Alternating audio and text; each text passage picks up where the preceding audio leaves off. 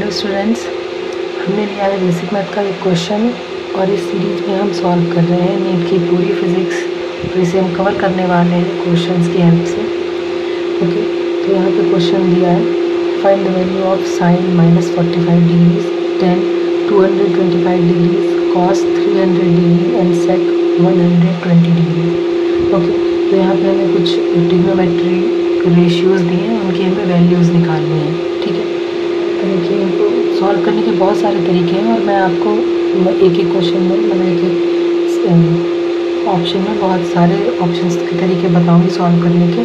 आपको जो ठीक लगे आप उससे जा सकते हैं। ठीक है, तो पहला ऑप्शन साइन -45। ठीक है, तो देखिए ये मैं पिछली वीडियोज़ में भी आपको बता चुकी हूँ कि साइन मतलब कोई भी एंगल जो है वो निगेटिव क्यों होता है। तो मैं एक बार फिर से इसको रिवाइज करा देती हूँ। वैसे आपको अब तक याद हो गया होगा कि अगर किसी एंगल को हम एक्स एक्सिस से एंटी क्लॉकवाइज डायरेक्शन में मेज़र करते हैं तो वो पॉजिटिव होता है, और क्लॉकवाइज डायरेक्शन में मेज़र करते हैं तो वो निगेटिव होता है। ठीक है, तो यहाँ पे जो -45 के आगे लगा है सिर्फ उसके सेंस ऑफ मेजरमेंट को बताता है कि हम एक्स एक्सिस से नीचे क्लॉकवाइज जाकर हमने उसे मेज़र किया है। ठीक है, तो ये सिंपली क्या हो जाएगा, हमारा साइन माइनस थीटा जो होता है वो माइनस साइन थीटा हो जाएगा, यानी कि साइन 45। मतलब क्या हुआ इसका कि हम एक्स एक्सिस से नीचे 45 डिग्रीज में मैं साफ बना देती हूँ। एक्स एक्सिस से नीचे जाकर हमने 45 डिग्रीज पे इस एंगल को मेज़र किया है और उसके लिए हमें इस एंगल के लिए हमें साइन की वैल्यू चाहिए। ठीक है, तो ये एंगल हमारा जो है वो first, second, third, fourth quadrant में चला गया है। फोर्थ क्वाड्रेंट में हमारा जो साइन है वो निगेटिव होता है। ठीक है, तो वैसे भी देख सकते हैं कि साइन थीटा जो साइन माइनस थीटा है वो माइनस साइन थीटा हो जाता है। ओके, तो बस सिंपल, ये तो सिंपल हो गया। साइन 45 की वैल्यू हमें पता होती है 1/√2, तो साइन -45 की वैल्यू आ गई -1/√2। ठीक है, क्या हमें याद रखना है यहाँ पर कि साइन माइनस थीटा जो है वो माइनस साइन थीटा के बराबर होता है, जबकि टेन माइनस थीटा अगर होगा तो माइनस टेन थीटा के बराबर होगा। लेकिन कॉस के लिए ऐसा नहीं होता। कॉस माइनस थीटा जो है वो सिंपल कॉस थीटा के बराबर होता है, पॉजिटिव ही होता है। ऐसा क्यों होता है? क्योंकि जब हम माइनस थीटा लिखते हैं मतलब हम एक्स एक्सिस से नीचे जा रहे हैं। ठीक है, तो ये और फोर्थ क्वाड्रेंट में हमारा जो कॉस है वो पॉजिटिव ही होता है, तो इसलिए हमारा जो माइनस थीटा है वो कॉस के लिए पॉजिटिव होता है। ओके, देखिए ये कॉन्सेप्ट है जो इसमें यूज हुआ है। ओके, ना सेकेंड ऑप्शन 10 225। ठीक है, इसको सॉल्व करने के बहुत सारे तरीके हो सकते हैं। जिससे पहला तरीका ये है, इसको अभी ये 225 है, इसकी वैल्यू हमें नॉर्मली जो ट्रिग्नोमेट्रिक हम रेशियोज़ याद करते हैं उनकी वैल्यू इससे नहीं है। ठीक है, तो हम क्या कर सकते हैं, इसको हम अपने फैमिलियर एंगल्स में तोड़ लेते हैं। फैमिलियर एंगल्स मतलब जिनकी वैल्यूज़ हमें पता हो उस एंगल में से तोड़ लेते हैं। तो हम इसे क्या लिख सकते हैं, 10 180 + 45 लिख सकते हैं। ठीक है, क्योंकि इनका सम, इसका जो सम है वो इसके बराबर हो जाएगा 180 + 45। ठीक है, तो इसको हमने, क्योंकि हमें 225 की वैल्यू नहीं पता है जो टेबल हमने याद की होती है इसमें, तो इसीलिए हम जिनकी वैल्यू हमें पता होती है और एंगल्स में से तोड़ लेते हैं। ठीक है, इसके आगे भी दो ऑप्शंस मतलब दो तरीके से आप जा सकते हैं। एक तो फंक्शन चेंज मेथड से,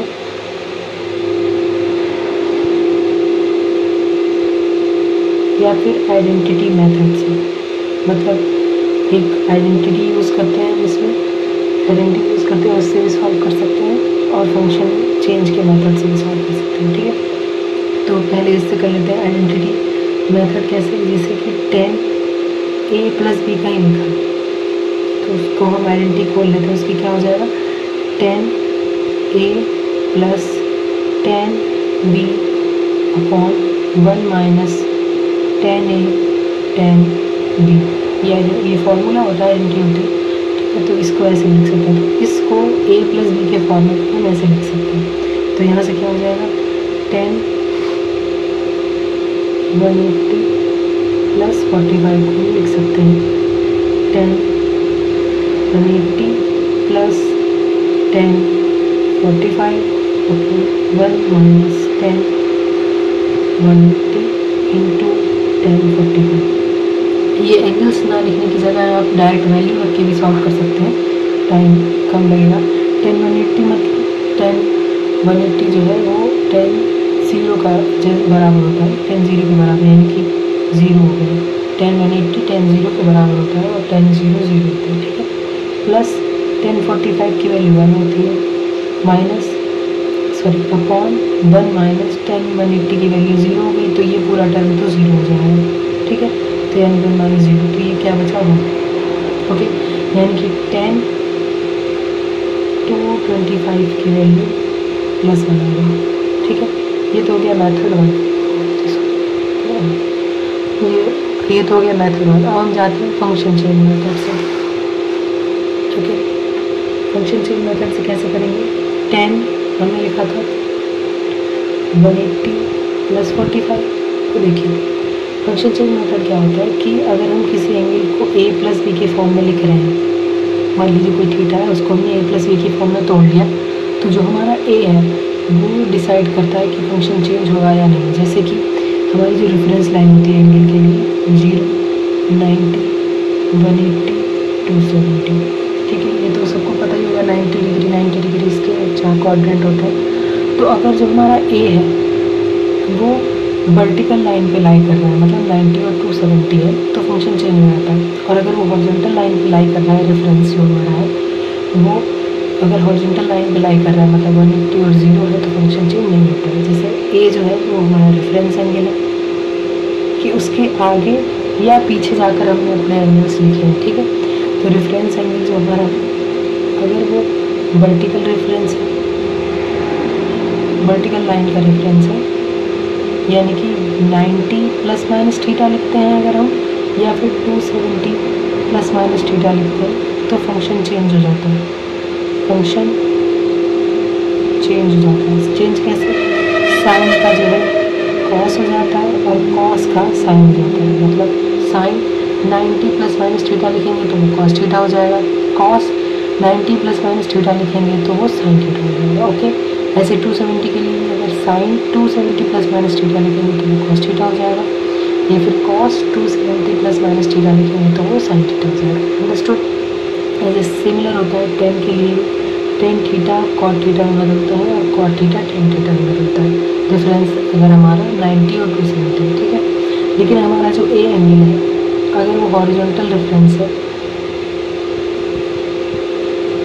हॉरिजॉन्टल लाइन रेफरेंस एंगल है, तो फंक्शन चेंज नहीं होता है। फंक्शन चेंज मतलब नो फंक्शन चेंज, यानी कि अगर हमने 180 प्लस माइनस थीटा लिखा है, या फिर 0 प्लस माइनस थीटा लिखा है, या 360 प्लस माइनस थीटा लिखा है, 360 भी 0 के बराबर ही वहीं आ जाएगा, वो क्या है ना 0 90 180 270 360 हो गया, ठीक है। तो 360 भी हमारा हॉरिजॉन्टल लाइन पे लाई करता है, तो 360 प्लस माइनस थीटा, इससे भी कोई फंक्शन चेंज नहीं होगा। यानी कि अगर हमने साइन 180 प्लस माइनस थीटा लिखा है तो वो साइन थीटा के बराबर ही रहेगा, ओके, अंडरस्टूड। तो ये तो हो गया हमारा फंक्शन चेंज थ्योरी, ठीक है। तो 10 180 प्लस 45 है, 180 हॉरिजॉन्टल लाइन रेफरेंस है, इससे फंक्शन चेंज नहीं होगा, यानी कि 10 180 प्लस थीटा 10 थीटा के बराबर ही रहेगा, यानी कि 10 45 और 10 45 की वैल्यू हमें पता होती है 1, ठीक है। सिंपल है, बस ये रूल्स हमें याद रखने हैं, ठीक है। हो गया ये, ओके, सिंपल।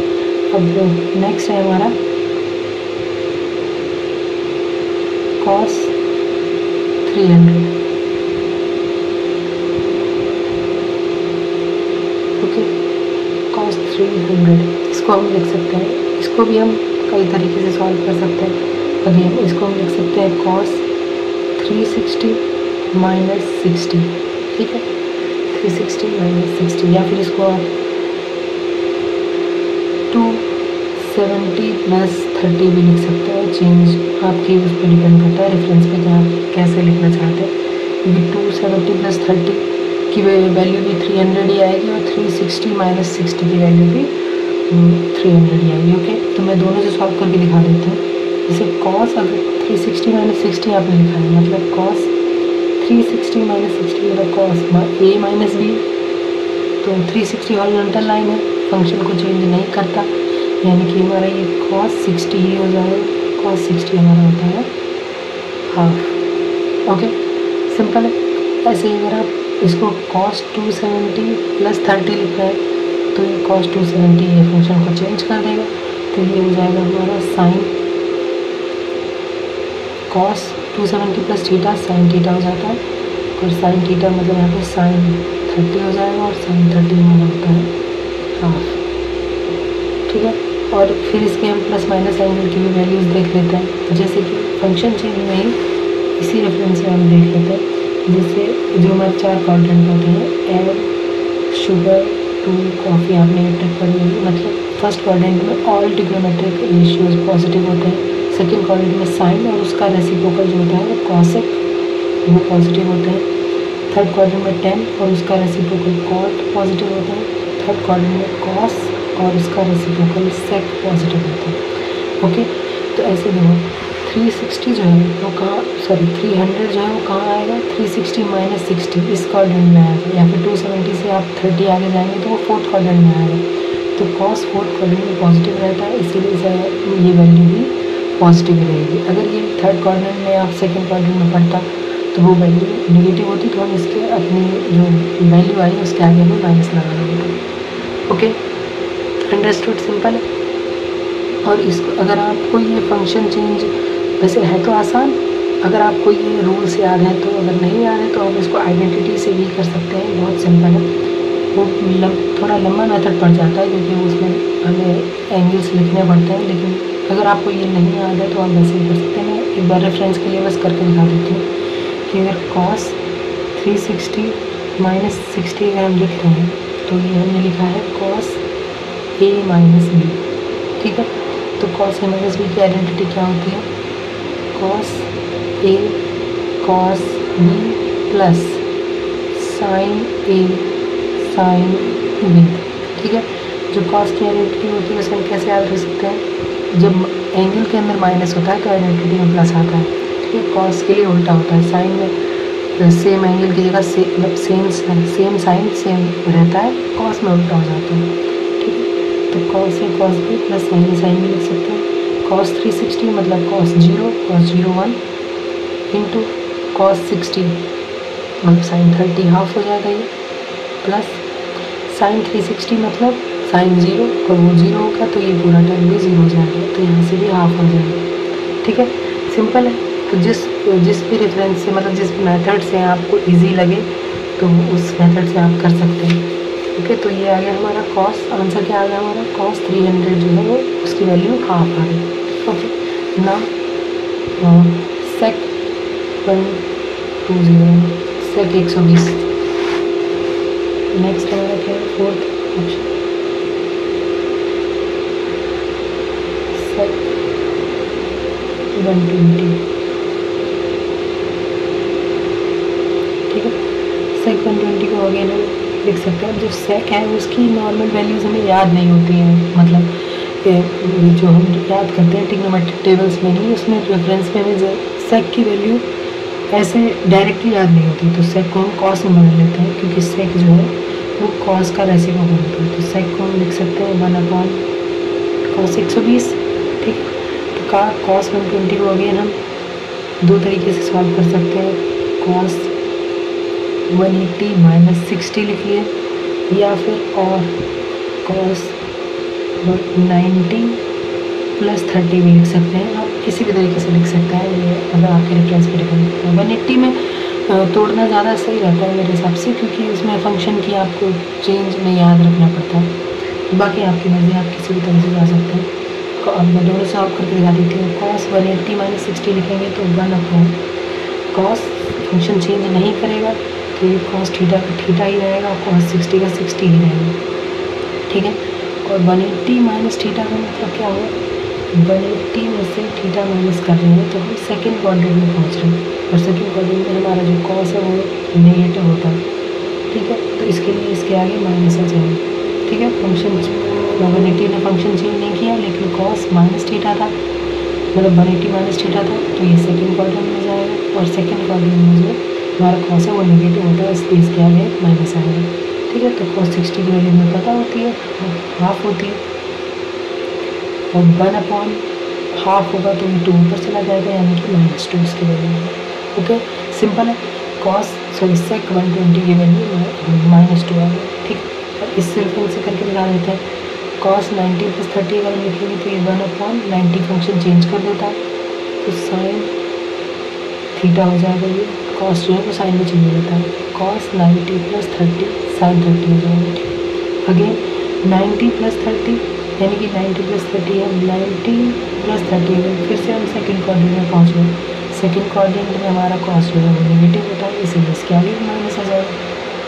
सिमिलर ही है, ठीक है ना। माइनस और sin 30 जो है वो हाफ होता है, तो इसकी जगह हाफ लिख देंगे, 2 ऊपर चला जाएगा तो -2, ठीक है।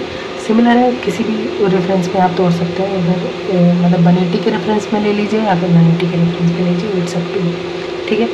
हो गया, सेक जो है वो 120 की वैल्यू -2 आ गई, ठीक है।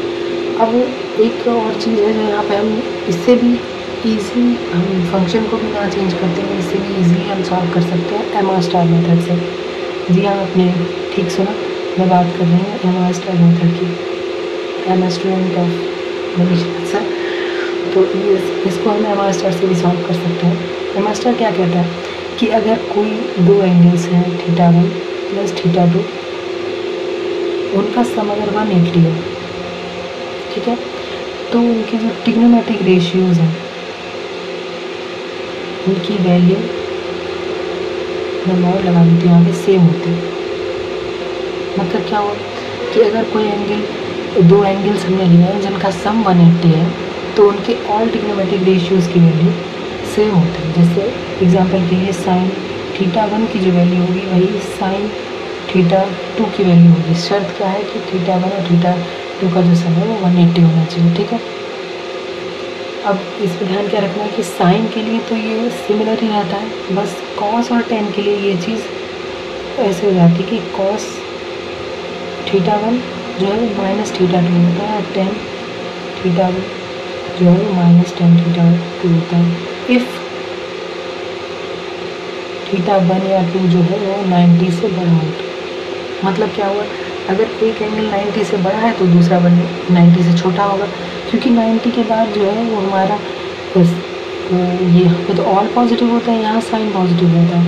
तो 90 मतलब 0 से लेके 180 तक साइन तो ऑलवेज पॉजिटिव है, लेकिन कॉस और टेन जो है वो 90 के बाद नेगेटिव हो जाते हैं। तो बस ये हमें ध्यान रखना है कि अगर हमारा कोई एंगल जो है वो 90 से बड़ा है तो कॉस और टेन की वैल्यू नेगेटिव आएगी, अदरवाइज मतलब पॉजिटिव आएगी 90 से पहले वाले एंगल्स के लिए, ठीक है। तो ये हम कहाँ यूज़ कर सकते हैं, ऐसे एंगल्स के लिए जिनकी वैल्यूज़ हमें डायरेक्टली नहीं पता होती। जैसे सेक 120 है यहाँ पे, तो सेक 120 का मतलब क्या है, 120 में एक थीटा प्लस करो 180 होना चाहिए, मतलब हम इसको यूज़ कर रहे हैं, ठीक है। यानी कि थीटा जो है वो 60 डिग्री, यानी कि सेक 120 की जो वैल्यू होगी वही सेक 60 की वैल्यू होगी। यू गेट इट, मतलब सेक 120 की जो वैल्यू होगी वही सेक 60 की भी वैल्यू होगी, ठीक है। अब यहाँ पे क्या हमें ध्यान रखना है कि जो सेक है वो कॉस का रेसिप्रोकल है, और कॉस जो है वो 90 के बाद नेगेटिव होता है, यानी कि 120 जो 90 से बड़ा है उसके आगे नेगेटिव साइन आएगा, ठीक। हमें चाहिए 120 की वैल्यू, यानी कि सेक 60 की वैल्यू, और सेक 60 होता है 1/cos 60, और cos 60 को हम लिख सकते हैं हाफ, यानी कि ये तो हो जाएगा 2, और सेक 120 की वैल्यू में नेगेटिव भी आएगा क्योंकि ये 90 से बड़ा है, ठीक है। ये बहुत आसानी से सॉल्व हो जाता है, बहुत जल्दी मतलब कर सकते हैं। फंक्शन भी चेंज करने की जरूरत पड़ती है। जैसे मैं इस एक और एग्जांपल्स आपको दिखाती हूँ। जैसे cos 300 था, cos 300 था, तो मैंने ये तो जैसे 180 से बड़ा हो गया, इसको हम नहीं सॉल्व कर सकते। इस कोई और एग्जांपल मैं आपको दिखाती हूँ, जैसे जो कि 180 से छोटा है। जैसे हम एग्जांपल के लिए हम ले लेते हैं साइन 127, और 127 बहुत अनफेमिलियर एंगल है, इसकी वैल्यूज हमें जनरली नहीं याद होती हैं। तो हम क्या करेंगे, हम इसको 180 में से माइनस करेंगे, कितना आएगा 3 7 53, ठीक है। तो ये आएगा 53, यानी कि साइन 127 की जो वैल्यू है वही वैल्यू साइन 53 की भी होगी। Did you get it. मतलब क्या हुआ, 127 और 53 का सम 180 के बराबर होता है, तो इनके ट्रिग्नोमेट्रिक रेशियोज़ की भी वैल्यू बराबर होगी। ठीक है, तो साइन 53 की वैल्यू हमें पता होती है, तो जो पाइथागोरस ट्रिपलेट हमने पढ़ा था। ठीक है, 53 4/5 डायरेक्टली भी याद होती है। तो साइन 53 की वैल्यू, तो बस इससे आसानी से आ गया कि साइन 127 की जो वैल्यू है वो 4/5 के बराबर होगी। ऐसे ही कॉस 127 की जो वैल्यू होगी वो निगेटिव ऑफ कॉस 53 के बराबर होगी। क्यों? क्योंकि ये 90 से बड़ा है। ऐसे ही तो कॉस 53 की वैल्यू हो जाएगी 3/5 और एक माइनस आगे लगा देंगे। 10 127 की जो वैल्यू है वो 10 53 के ही बराबर होगी। बस हमें इसके आगे माइनस लगाना है क्योंकि ये 90 से ज़्यादा है। सिंपल। तो ये आ गया माइनस, और 10 43 की जो वैल्यू है 53 की वैल्यू 4/3 हो जाएगी। ठीक है, सिंपल है, बहुत आसान है। मतलब ध्यान बस ये रखना है कि साइन के लिए तो सेम ही रहता है। कॉस और टेन के लिए अगर वैल्यू 90 से बड़ी है तो हम नेगेटिव लगा देंगे। बाकी थीटा 1 और थीटा 2 का सम अगर 180 है तो उनके ऑल ट्रिग्नोमेट्रिक रेशियोज़ की वैल्यू सेम होगी। अगर हम इसके लिए सेक और कॉसिक भी लिखना चाहें तो सिंपल इसका रेसिप्रोकल कर देंगे तो सेक आ जाएगा, इसका रेसिप्रोकल कर देंगे तो कॉसिक आ जाएगा। ठीक, तो ये हो गया। तो ये हमारे कुछ एंगल्स के ट्रायंगोनोमेट्रिक रेशियोज़ की अपने वैल्यूज़ निकालना सीखी। होप सो आपको ये सब समझ आ गया होगा। अगर आपको किसी भी स्टेप में कहीं पे भी कोई भी डाउट है, मतलब जैसे दो तरीके से हमने सॉल्व किया है, तो इसमें कंफ्यूज होने की जरूरत नहीं है। It's gives you concept clarity कि हर तरफ से आंसर सेम आ रहा है। ओके, तो ये मैं समझती हूँ आपको समझ आ गया होगा सारा। ओके, तो फॉर वॉचिंग थैंक यू। अगर आपको किसी भी स्टेप में कहीं पर कोई डाउट है तो आप कमेंट सेक्शन में लिख सकते हैं, मैं आंसर कर देती हूँ। Thank you.